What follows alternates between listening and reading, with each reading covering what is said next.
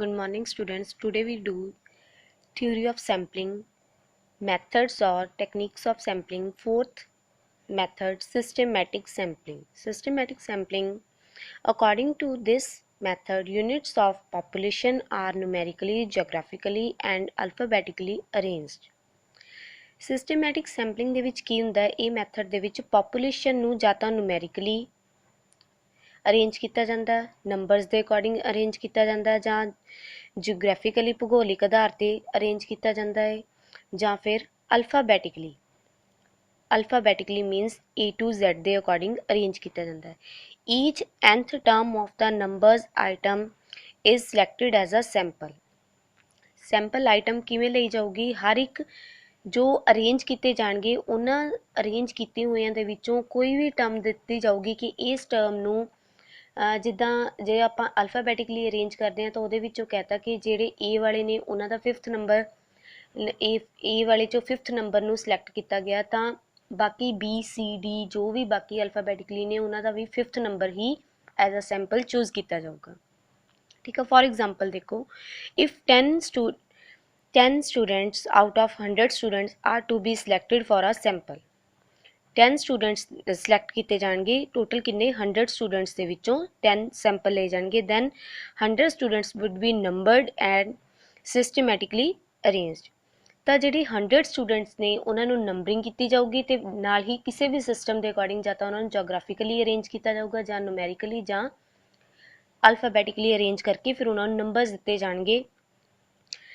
One of item the first 10 wood B selected at random. ਤਾਂ ਉਹਨਾਂ ਦੇ ਵਿੱਚੋਂ ਜੋ 10 ਮੰਨ ਲਓ 100 ਸਟੂਡੈਂਟਸ ਨੇ ਉਹਨਾਂ ਦੇ 10 ਦੇ ਗਰੁੱਪ ਬਣਾ ਲਏ ਤਾਂ ਉਹਨਾਂ ਦੇ ਵਿੱਚੋਂ ਇੱਕ ਟਰਮ ਨੂੰ ਐਜ਼ ਅ ਸੈਂਪਲ ਚੂਜ਼ ਕੀਤਾ ਜਾਊਗਾ, ਫਸਟ ਦੇ ਵਿੱਚੋਂ ਸੈਕਿੰਡ ਦੇ ਵਿੱਚੋਂ। ਇਸ ਤਰੀਕੇ ਨਾਲ ਟੋਟਲ ਕਿੰਨੇ ਹੋ ਜਾਣਗੇ ਸੈਂਪਲ? 10 ਸੈਂਪਲ ਹੋ ਜਾਣਗੇ।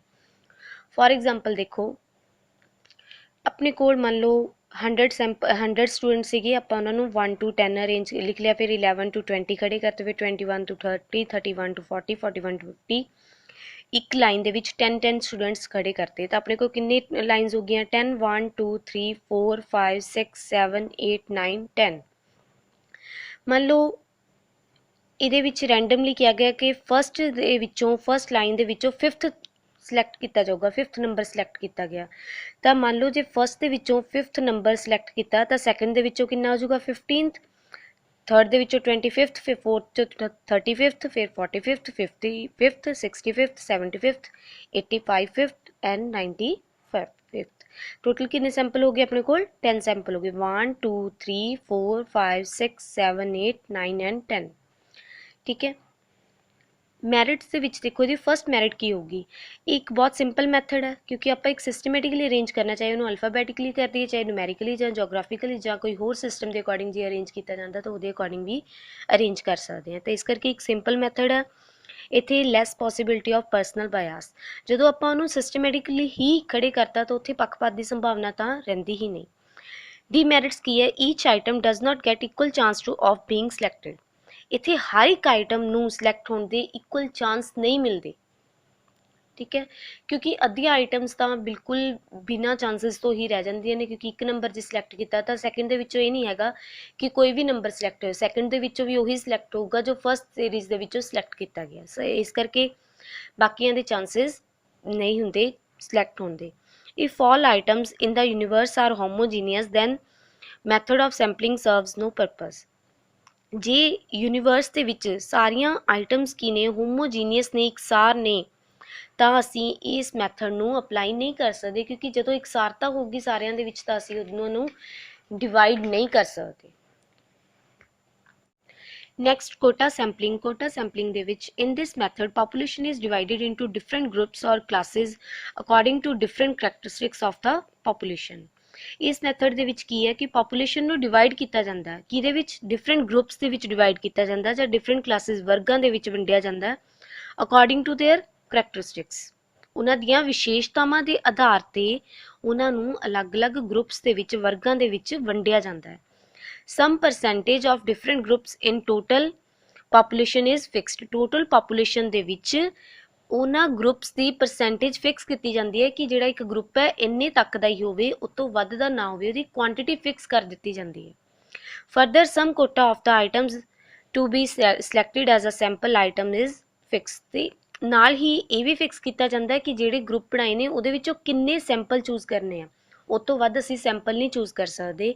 ਉਸ ਸੈਂਪਲ ਦੇ ਸਿਲੈਕਟ ਹੋਣ ਦੀ ਕੁਆਂਟੀਟੀ ਵੀ ਫਿਕਸ ਕਰ ਦਿੱਤੀ ਜਾਂਦੀ ਹੈ ਹਰ ਇੱਕ ਗਰੁੱਪ ਦੇ ਵਿੱਚੋਂ। The investigator selects the fixed number of items from each group to frame a sample. ਤਾਂ ਇਨਵੈਸਟੀਗੇਟਰ ਕੀ ਕਰਦਾ, ਜਿਹੜਾ ਜਾਂਚ ਕਰਤਾ ਉਹ ਕੀ ਕਰਦਾ, ਜੋ ਗਰੁੱਪ ਡਿਵਾਈਡ ਕੀਤੇ ਨੇ ਉਹਨਾਂ ਦੀਆਂ ਕਰੈਕਟਰਿਸਟਿਕਸ ਦੇ ਅਕੋਰਡਿੰਗ ਉਹਨਾਂ ਦੇ ਵਿੱਚੋਂ ਸੈਂਪਲ ਚੂਜ਼ ਕਰਦਾ ਤੇ ਸੈਂਪਲ ਚੂਜ਼ ਕਰਕੇ ਆਪਣੀ ਅੱਗੇ ਦੀ ਇਨਫੋਰਮੇਸ਼ਨ ਕਲੈਕਟ ਕਰਦਾ ਉਹਨਾਂ ਤੋਂ। ਠੀਕ ਹੈ। ਮੈਰਿਟ ਕੀ ਆ ਕਿ ਇੱਕ ਸਿੰਪਲ ਮੈਥਡ ਹੈ। ਸੈਕਿੰਡ ਕੀ ਹੈ, ਲੈਸ ਐਕਸਪੈਂਸਿਵ ਮੈਥਡ ਹੈ ਤੇ ਖਰਚਾ ਨਹੀਂ ਕੋਈ ਆਉਣਾ, ਕਿਉਂਕਿ ਸਿਰਫ ਆਪਾਂ ਨੂੰ ਕੀ ਹੈ ਕਿ ਆਪਾਂ ਨੂੰ ਉਹਨਾਂ ਦੀਆਂ ਵਿਸ਼ੇਸ਼ਤਾਵਾਂ ਦੇ ਆਧਾਰ ਤੇ ਉਹਨਾਂ ਨੂੰ ਵੰਡਣਾ ਬਸ, ਤੇ ਉਹਦੇ ਵਿੱਚੋਂ ਸੈਂਪਲ ਦੀ ਕੁਆਂਟੀਟੀ ਫਿਕਸ ਕਰ ਦੇਣੀ ਹੈ ਤੇ ਉਹਨਾਂ ਦੇ ਵਿੱਚੋਂ ਸੈਂਪਲ ਚੂਜ਼ ਕਰ ਲੈਣੇ ਨੇ। ਡੀਮੈਰਿਟ ਕੀ ਹੈ, ਇੱਥੇ ਪਰਸਨਲ ਬਾਇਸ ਤਾਂ ਪੋਸੀਬਲ ਹੈ, ਕਿਉਂਕਿ ਇਹਦੇ ਵਿੱਚ ਇਹ ਤਾਂ ਨਹੀਂ ਕਿਹਾ ਗਿਆ ਕੋਈ ਕਿ ਉਹਨਾਂ ਦੇ ਵਿੱਚੋਂ ਸੈਂਪਲ ਚੂਜ਼ ਕਰਨ ਦੇ ਤਰੀਕੇ ਨਹੀਂ ਦੱਸੇ ਗਏ, ਜਸਟ ਉਹਦੀ ਕੁਆਂਟੀਟੀ ਫਿਕਸ ਕਰ ਦਿੱਤੀ ਗਈ। ਤਾਂ ਇੱਥੇ ਪੱਖਪਾਤ ਤਾਂ ਕੋਈ ਇਨਵੈਸਟੀਗੇਟਰ ਕਰੂਗਾ ਹੀ, ਉਹਨੂੰ ਜੋ ਠੀਕ ਲੱਗਦਾ ਉਹਨੇ ਆਪਣੇ ਅਕੋਰਡਿੰਗ ਕਰ ਲੈਣਾ, ਇਹ 'ਚ ਕੋਈ ਮੈਥਡ ਨਹੀਂ ਯੂਜ਼ ਹੁੰਦਾ ਪਿਆ ਜ਼ਿਆਦਾ। ਠੀਕ ਹੈ। Next 6th method, convenient sampling method. Sampling is done by the investigator in a manner that suits. ਇਹਦੇ ਵਿੱਚ ਕੀ ਹੈ, ਜਿਹੜਾ ਇਨਵੈਸਟੀਗੇਟਰ ਹੈ ਜਿਹੜਾ ਉਹਨੂੰ ਸੂਟ ਕਰਦਾ ਮੈਥਡ, ਜੋ ਉਹਨੂੰ ਪੋਸੀਬਲ ਲੱਗਦਾ ਉਸ ਅਕੋਰਡਿੰਗ ਉਹ ਸੈਂਪਲਿੰਗ ਲੈ ਲੈਂਦਾ। For example, an investigator may select a sample of teachers merely by referring to the college prospect। ਮੰਨ ਲਓ ਉਹਨੇ ਟੀਚਰਸ ਦੇ ਰਿਗਾਰਡਿੰਗ ਇਨਫੋਰਮੇਸ਼ਨ ਕਲੈਕਟ ਕਰਨੀ ਹੈ ਤਾਂ ਉਹਨੂੰ ਟੀਚਰਸ ਦੇ ਵਿੱਚੋਂ ਸੈਂਪਲ ਚੂਜ਼ ਕਰਨੇ ਆ, ਤਾਂ ਉਹ ਕੀ ਕਰੂਗਾ, ਕਾਲਜ ਦਾ ਪ੍ਰੋਸਪੈਕਟ ਲਊਗਾ, ਉਹਦੇ ਵਿੱਚੋਂ ਟੀਚਰਸ ਦੇ ਬਾਰੇ ਇਨਫੋਰਮੇਸ਼ਨ ਲੈ ਕੇ ਉਹਨਾਂ ਦੇ ਅਕੋਰਡਿੰਗ ਉਹਨਾਂ ਦੇ ਵਿੱਚੋਂ ਸੈਂਪਲ ਸਿਲੈਕਟ ਕਰ ਲੂਗਾ ਤੇ ਉਹਨਾਂ ਤੋਂ ਇਨਫੋਰਮੇਸ਼ਨ ਕਲੈਕਟ ਕਰ ਲੂਗਾ। ਠੀਕ ਹੈ। ਨੈਕਸਟ, ਪ੍ਰਿੰਸੀਪਲਸ ਆਫ ਸੈਂਪਲਿੰਗ ਔਰ ਕੁਆਲਿਟੀਜ਼ ਆਫ ਗੁੱਡ ਸੈਂਪਲ। ਤੁਹਾਨੂੰ ਕੁਐਸਚਨ ਪ੍ਰਿੰਸੀਪਲ ਆਫ ਸੈਂਪਲਿੰਗ ਦੇ ਅਕੋਰਡਿੰਗ ਵੀ ਆ ਸਕਦਾ ਜਾਂ qualities of a good sample. ਇੱਕ ਚੰਗੇ ਸੈਂਪਲ ਦੀਆਂ ਵਿਸ਼ੇਸ਼ਤਾਵਾਂ ਕੀ ਕੀ, ਜਦੋਂ ਅਸੀਂ ਸੈਂਪਲ ਚੂਜ਼ ਕਰਨਾ ਤਾਂ ਉਹਦੇ 'ਚ ਕੀ ਕੀ ਚੀਜ਼ਾਂ, ਕੀ ਕੀ ਵਿਸ਼ੇਸ਼ਤਾਵਾਂ ਹੋਣੀਆਂ ਚਾਹੀਦੀਆਂ ਨੇ। ਸੈਂਪਲ ਨੂੰ ਸਿਲੈਕਟ ਕਰਨ ਦੇ ਕੀ ਕੀ ਸਿਧਾਂਤ ਨੇ। ਫਸਟ ਕੀ ਹੈ, ਪ੍ਰਿੰਸੀਪਲ ਆਫ ਰੀਪ੍ਰੈਜ਼ੈਂਟੇਟਿਵਨੈਸ, ਕਿ ਜਿਹੜਾ ਸੈਂਪਲ ਹੈ ਉਹ ਕੀ ਕਰਦਾ ਹੋਵੇ, ਪ੍ਰਤੀਨਿਧਤਾ ਕਰਦਾ ਹੋਵੇ ਸਾਰਿਆਂ ਦੀਆਂ, ਪੂਰੇ ਯੂਨੀਵਰਸ ਦੀ ਕੀ ਕਰਦਾ ਹੋਵੇ, ਪ੍ਰਤੀਨਿਧਤਾ ਕਰਦਾ ਹੋਵੇ, ਪੂਰੇ ਯੂਨੀਵਰਸ ਦੀਆਂ ਕਰੈਕਟਰਿਸਟਿਕਸ ਉਸ ਸੈਂਪਲ ਦੇ ਵਿੱਚ ਸ਼ੋ ਹੁੰਦੀਆਂ ਹੋਣੀਆਂ ਚਾਹੀਦੀਆਂ ਨੇ। ਸੈਂਪਲ ਅਸੀਂ ਇੱਦਾਂ ਦਾ ਸਿਲੈਕਟ ਕਰਨਾ ਜਿਹੜਾ ਕਿ ਸਾਰਿਆਂ ਦੀ ਪ੍ਰਤੀਨਿਧਤਾ ਕਰਦਾ ਹੋਵੇ। ਇਸ ਕਰਕੇ ਫਸਟ ਸਾਨੂੰ ਇਹ ਦੇਖਣਾ ਪੈਂਦਾ ਕਿ ਸੈਂਪਲ ਬਹੁਤ ਠੀਕ ਤਰੀਕੇ ਨਾਲ ਚੂਜ਼ ਕੀਤਾ ਜਾਵੇ ਜਿਹੜਾ ਕਿ ਸਾਰਿਆਂ ਦੀਆਂ ਕਰੈਕਟਰਿਸਟਿਕਸ ਨੂੰ ਆਪਣੇ ਵਿੱਚ ਲੈ ਲਵੇ। Second, principal of independence. Independence, ਜਿਹੜਾ ਕਿ ਸੈਂਪਲ ਹੈ ਉਹ ਆਤਮ ਨਿਰਭਰ ਹੋਣਾ ਚਾਹੀਦਾ, ਉਹ ਦੂਜਿਆਂ 'ਤੇ ਨਿਰਭਰ ਨਹੀਂ ਹੋਣਾ ਚਾਹੀਦਾ, ਡਿਪੈਂਡੈਂਟ ਨਾ ਹੋ ਕੇ ਉਹਨੂੰ ਇੰਡੀਪੈਂਡੈਂਟ ਹੋਣਾ ਚਾਹੀਦਾ। ਜੇ ਉਹ ਇੰਡੀਪੈਂਡੈਂਟ ਹੋਊਗਾ ਤਾਂ ਹੀ ਸਾਡੀ ਇਨਫੋਰਮੇਸ਼ਨ ਸਹੀ ਕਲੈਕਟ ਹੋ ਸਕਦੀ ਹੈ, ਕਿਉਂਕਿ ਜੇ ਸਾਨੂੰ ਇੱਕ ਸੈਂਪਲ ਚੂਜ਼ ਕਰਨ ਦੇ ਨਾਲ ਉਹਦੇ ਤੋਂ ਸਾਰੀ ਇਨਫੋਰਮੇਸ਼ਨ ਮਿਲਦੀ ਹੈ ਪੂਰੇ ਯੂਨੀਵਰਸ ਦੀ, ਤਾਂ ਹੀ ਉਹ ਸੈਂਪਲ ਇੰਡੀਪੈਂਡੈਂਟ ਹੈ ਅਤੇ ਸਾਨੂੰ ਇਨਫੋਰਮੇਸ਼ਨ ਸਹੀ ਮਿਲੂਗੀ, ਐਕੂਰੇਟ ਮਿਲੂਗੀ, ਅਦਰਵਾਈਜ਼ ਸਾਡੀ ਇਨਫੋਰਮੇਸ਼ਨ ਨਹੀਂ ਠੀਕ ਹੋਊਗੀ। Third, principle of homogeneity. Homogeneity ਦਾ ਵੀ ਸਿਧਾਂਤ ਹੋਣਾ ਚਾਹੀਦਾ, ਉਹਦੇ ਵਿੱਚ ਇਕਸਾਰਤਾ ਦਾ, ਸਮਰੂਪਤਾ ਦਾ ਸਿਧਾਂਤ, ਕਿ ਜਿਹੜੇ ਸੈਂਪਲ ਨੇ ਇੱਕ ਦੂਜੇ ਦੇ ਕੰਪਲੀਮੈਂਟਰੀ ਹੋਣੇ ਚਾਹੀਦੇ ਨੇ, ਮੀਨਸ ਇੱਕ ਦੂਜੇ ਦੇ ਪੂਰਕ ਹੋਣੇ ਚਾਹੀਦੇ ਨੇ। ਠੀਕ ਹੈ। ਜਿੱਦਾਂ ਪੈਨ ਔਰ ਇੰਕ ਆ, ਜੇ ਪੈਨ ਤਾਂ ਚੱਲੂਗਾ ਜੇ ਇੰਕ ਹੋਊਗੀ ਉਹਦੇ ਵਿੱਚ, ਜੇ ਵਿਦਾਊਟ ਇੰਕ ਪੈਨ ਨਹੀਂ ਚੱਲ ਸਕਦਾ। ਅਤੇ ਇਸ ਤਰੀਕੇ ਨਾਲ ਜੋ ਸੈਂਪਲ ਨੇ ਉਹ ਇੱਕ ਦੂਜੇ ਦੇ ਪੂਰਕ ਹੋਣੇ ਚਾਹੀਦੇ ਨੇ, ਇੱਕ ਦੂਜੇ ਦੇ ਸਮਰੂਪ, ਇੱਕ ਦੂਜੇ ਨਾਲ ਮਿਲਦੇ ਜੁਲਦੇ ਹੋਣੇ ਚਾਹੀਦੇ ਨੇ। ਇਹ ਨਾ ਹੋਵੇ ਕਿ ਫਸਟ ਅਸੀਂ ਜੋ ਫਸਟ ਸੈਂਪਲ ਲਿਆ ਉਹ ਆਪਾਂ ਹਿਊਮਨਸ ਦਾ ਲੈ ਲਿਆ ਅਤੇ ਸੈਕਿੰਡ ਐਨੀਮਲਸ ਦਾ ਲੈ ਲਿਆ, ਤਾਂ ਦੇਅਰ ਇਜ਼ ਨੋਟ ਹੋਮੋਜੀਨਿਟੀ। ਠੀਕ ਹੈ। ਅਤੇ ਸੈਂਪਲ ਮੀਨਸ ਸਮਰੂਪ ਹੋਣੇ ਚਾਹੀਦੇ ਨੇ। ਠੀਕ ਹੈ। ਫੋਰਥ ਹੈ ਪ੍ਰਿੰਸੀਪਲ ਆਫ ਐਡੀਕੁਏਸੀ। ਐਡੀਕੁਏਸੀ ਮੀਨਸ ਹੁੰਦਾ ਕਾਫੀ ਦਾ ਸਿਧਾਂਤ, ਬਹੁਤ ਜ਼ਿਆਦਾ।